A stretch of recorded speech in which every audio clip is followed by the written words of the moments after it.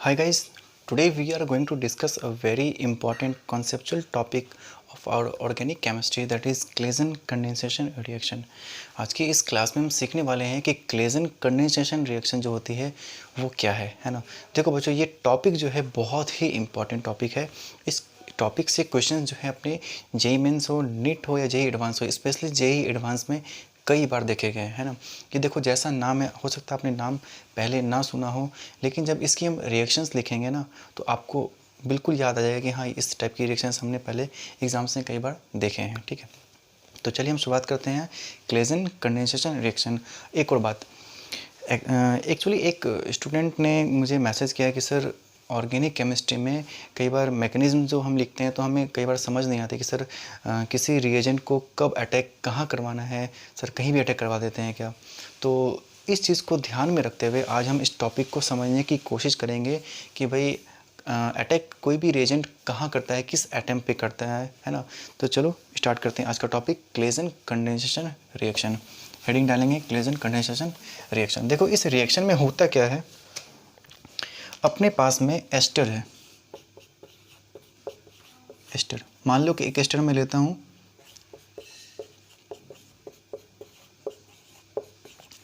Ester की reaction करवाते हैं हम, उसके सोडियम एल्कोक्साइड मान लो ले लेता हूँ मैं RO- Na+ और ROH। अल्कोहल की प्रेजेंस में सोडियम एल्कोक्साइड के साथ में रिएक्शन होती है एस्टर की, तो अपना प्रोडक्ट क्या बनता है, बीटा केटो एस्टर। अपना ये बनता है प्रोडक्ट बीटा केटो एस्टर। ठीक है, आपने ये रिएक्शन पहले हो सकता नहीं देखा होगा, लेकिन आपने कई बार देखा होगा कि एरो के ऊपर इस टाइप के रिएजेंट्स लिखे रहते हैं, है ना। तो किस तरीके से ये रिएक्ट करते हैं, किस तरीके से प्रोडक्ट का फॉर्मेशन करते हैं, ये सारी बातें आज की हम इस क्लास में करेंगे। ठीक है, तो देखो सबसे पहले क्या करते हैं, थोड़ा सा इस टॉपिक को हम लोग प्रैक्टिकल वे में समझने की भी कोशिश करेंगे। ठीक है, कैसे, देखो रिएक्शन कैसे करते हैं। मान लो अपने पास एक कंटेनर है ना। मैंने एक कंटेनर लिया, इस कंटेनर में ROH क्या है, एक अल्कोहल है। मैंने अल्कोहल को इस कंटेनर में डाल दिया जो है अपना ROH। ठीक है, अब इसके ऊपर से मैं सोडियम एल्कोक्साइड यानी कि RO- Na+ को मैं इसमें डाल देता हूँ। जैसे ही ये इसके साथ मिक्स होगा, ये क्या बनेगा, RO- और Na+ की फॉर्म में ब्रेक हो जाएगा।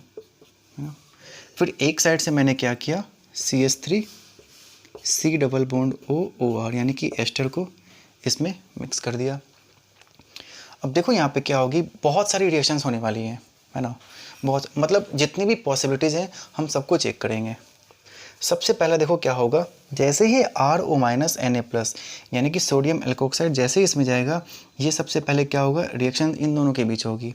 कैसे रिएक्शन होगी, देखो जो ये RO- ये है, ये अपने पॉजिटिव चार्ज की तरफ अट्रैक्ट होगा। ये मतलब पॉजिटिव चार्ज को ढूंढेगा। अब पॉजिटिव चार्ज कहाँ मिलेगा, देखो इसकी नज़र जाएगी ROH पे।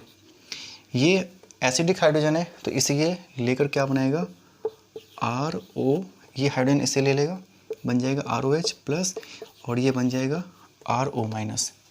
देखो इस रिएक्शन में क्या हुआ क्या है, इस रिएक्शन में RO- और ROH की रिएक्शन होने के बाद ROH और RO- बना है ना। तो रिएक्टेंट और प्रोडक्ट में कोई अंतर नहीं है। मतलब रिएक्शन होने के पहले जो अपने पास में रिएजेंट्स थे यानी कि जो कंपाउंड्स थे, वही कंपाउंड्स अपने पास में रिएक्शन होने के बाद मिले, तो टोटली नो चेंज। अगर कोई भी चेंज ना हो तो ऐसी रिएक्शन का कोई मतलब नहीं है। मतलब RO- जैसे ही इस अल्कोहल के साथ रिएक्शन करेगा, वापस से वही बन जाएगा जो पहले था। तो मतलब कोई भी रिएक्शन नहीं हुई, मान लेंगे इससे कि कोई भी रिएक्शन नहीं हुई है। ठीक है, नेक्स्ट क्या होगा, RO- अपने पॉजिटिव चार्ज की तरफ मूव करेगा। इसकी नज़र पड़ेगी इस कंपाउंड पे CH3, ये रिएक्शन नंबर 1 और ये रिएक्शन नंबर 2 CH3 C+OOR, है ना। देखो इसकी रिएक्शन करवाएंगे हम RO- के साथ।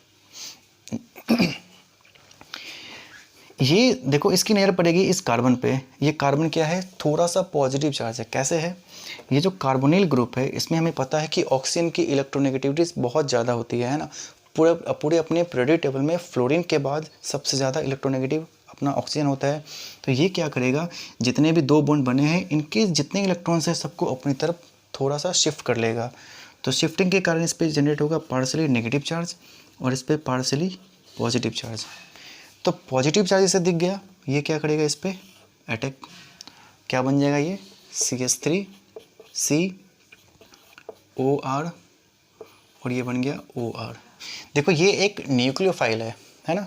न्यूक्लियोफाइल क्या होता है, वैसे कंपाउंड्स होते हैं, वैसे स्पीसी होते हैं जो न्यूक्लियस की तरफ अट्रैक्ट होते हैं। अब ये न्यूक्लियस क्या है, न्यूक्लियस अपनी एटम के जो न्यूक्लियस होते हैं उस पर पॉजिटिव चार्ज होते हैं, है ना। तो न्यूक्लियोफाइल क्या होते हैं, हमेशा पॉजिटिव चार्ज या फिर इलेक्ट्रॉन डेफिशिएंट एटम की तरफ अट्रैक्ट होते हैं। तो ये न्यूक्लियोफाइल है, ये पॉजिटिव चार्ज की तरफ अट्रैक्ट होगा। तो देखो यहाँ पे क्या होगा, जैसे ही अटैक करेगा इसको हम लोग क्या बोलेंगे, न्यूक्लियोफिलिक एडिशन रिएक्शन, है ना। न्यूक्लियोफाइल क्या हो गया, ऐड हो गया है। अब देखो यहाँ पे ऑक्सीजन और कार्बन के बीच में डबल बॉन्ड थे, है ना। तो एक बॉन्ड क्या हो जाएगा, ब्रेक हो जाएगा, इलेक्ट्रॉन्स पूरी तरीके से शिफ्ट हो जाएंगे ऑक्सीजन की तरफ। ये बन गया O- अपना, ठीक है।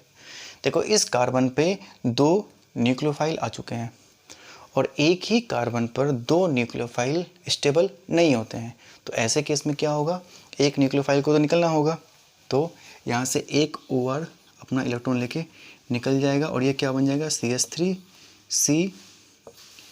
COR, वापस से इलेक्ट्रॉन्स के साथ ये बन जाएगा अपना डबल बॉन्ड, है ना।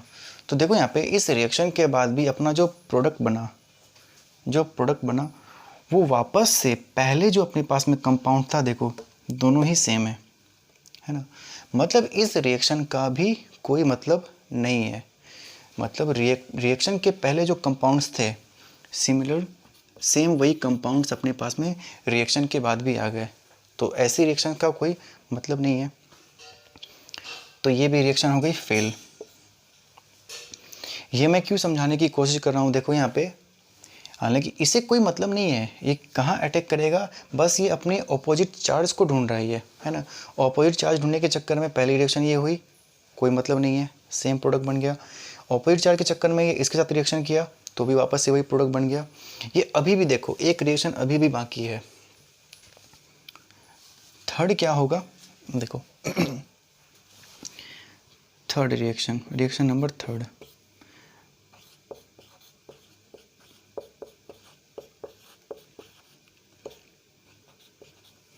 देखो इस कंपाउंड में यानी कि एस्टर में कार्बोनिल ग्रुप से अटैच जो कार्बन है उसे हम बोलते हैं अल्फा कार्बन, और उस कार्बन से जो अटैच हाइड्रोजन है उसे हम बोलते हैं अल्फा हाइड्रोजन। और ये जो अल्फा हाइड्रोजन होते हैं ये थोड़े से एसिडिक नेचर के होते हैं, मतलब ये H+ आयन को होल्ड, मतलब पॉजिटिव चार्ज को होल्ड कर सकते हैं। और ये पॉजिटिव चार्ज को कौन ढूंढ रहा है, ये RO- जो कि ये है ना। तो ये क्या करेगा, इस हाइड्रोजन को गायब कर देगा यहाँ से। ये तीसरी रिएक्शन होगी, मतलब 2 रिएक्शन में ये फेल होने के बाद ये तीसरी रिएक्शन होगी, है ना। तो देखते हैं इस रिएक्शन को, रिएक्शन नंबर थर्ड।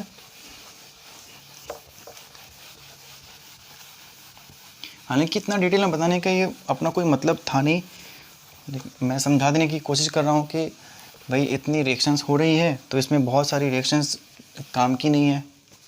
देखो तीसरी रिएक्शन अपने काम की हो जाएगी, CH2 C double bond O OR, ये हाइड्रोजन प्लस RO-। अपनी जो ये रिएक्शन होगी, देखो इसमें क्या होगा, ये हाइड्रोजन को गायब कर देगा, क्या बन जाएगा ये CH2 minus C double bond O OR plus ROH।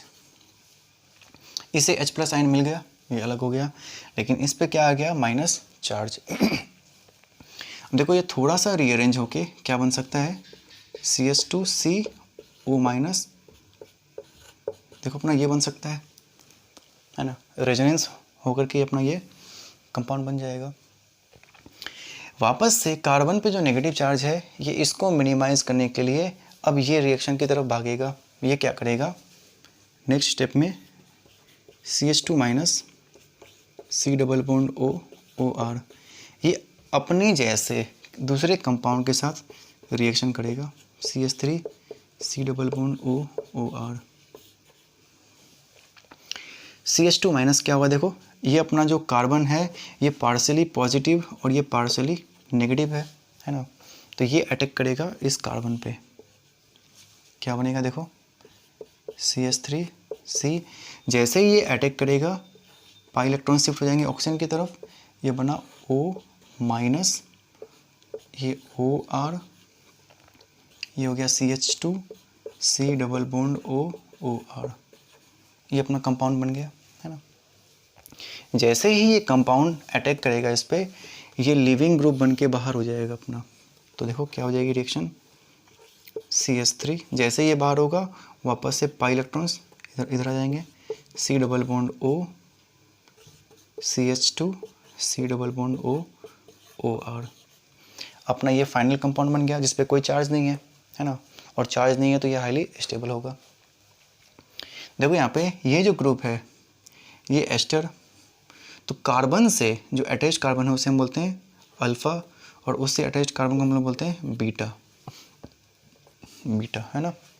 तो इस कंपाउंड का नाम क्या हुआ देखो, अल्फ़ा बीटा कार्बन जो है ये कीटोन है ना। तो क्या होगा बीटा कीटो, और ये कंपाउंड क्या है, ये एस्टर, इसे हम बोलते हैं बीटा कीटो एस्टर। तो क्लेजन कंडेंसेशन रिएक्शन में क्या होता है, अपना एस्टर की रिएक्शन होती है, उसमें अपना फाइनल प्रोडक्ट क्या बनता है, बीटा कीटो एस्टर बनता है ना। तो ये थी इसकी पूरी मैकेनिज्म। अब यहाँ पे गौर करने वाली बात क्या है देखो, इसे नोट कर लें और ये टॉपिक बहुत ही इंपॉर्टेंट है। मैं बार बार बोल रहा हूँ, इस टॉपिक से क्वेश्चंस बार बार रिपीट होते हैं, स्पेशली जेईई एडवांस में। आप प्रीवियस ईयर के क्वेश्चंस पलटा के देख सकते हो, आपको बहुत सारे क्वेश्चंस मिलेंगे इस टॉपिक से।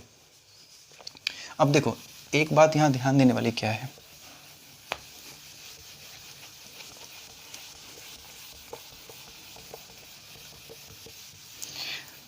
ये लास्ट वाली जो रिएक्शन मैंने लिखी थी ना, अपना मेन रिएक्शन यही था, जो रिएक्शन नंबर 1 और रिएक्शन नंबर 2 बस मैंने आपको समझाने के लिए बताया था कि अपनी जो जब भी हम कोई केमिकल रिएक्शन करवाते हैं ना, कुछ नहीं, अपना जो नेगेटिव चार्ज है या फिर पॉजिटिव चार्ज है ना, वो अपनी ऑपोजिट चार्ज की तरफ अट्रैक्ट होते हैं। इस चक्कर में ये बहुत सारे कंपाउंड के साथ रिएक्शन कर जाते हैं, अब प्रोडक्ट अलग अलग बन जाएंगे है ना।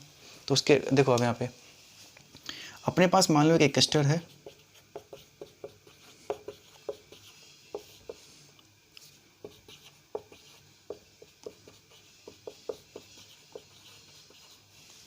हमें रिएक्शन जो करवानी है, देखो यहाँ पे ये OR जो ग्रुप है, इसी का सॉल्ट अपने को लेना है और इसी का अल्कोहल अपने को लेना है ना। तभी अपना जो प्रोडक्ट बनेगा वो बीटा कीटो एस्टर तभी बनेगा। ये बात हमें ध्यान में रखनी है कि रिएक्शन जो हो रही है उसमें जो ये OR जो ग्रुप है, इसी का सॉल्ट और इसी का अल्कोहल होना बहुत ज़रूरी है, ठीक है। तो आज की क्लास हम यहीं पर रखेंगे, मिलते हैं नेक्स्ट क्लास में। हाँ एक और बात, बहुत ही इम्पोर्टेंट बात है भाई, भूल गया मैं तो बोलना, प्लीज़ चैनल को सब्सक्राइब करें, अपने दोस्तों के साथ शेयर करें, बहुत ही ज़रूरी है। अपने चैनल पे टोटल अभी 10 सब्सक्राइबर हो चुके हैं है ना। अब मैं 10 को 10,000 करना चाहता हूँ, वो कैसे होगा वो आप लोग देखो, प्लीज़ बहुत ज़्यादा आप लोग सपोर्ट करें, ठीक है। Thank you.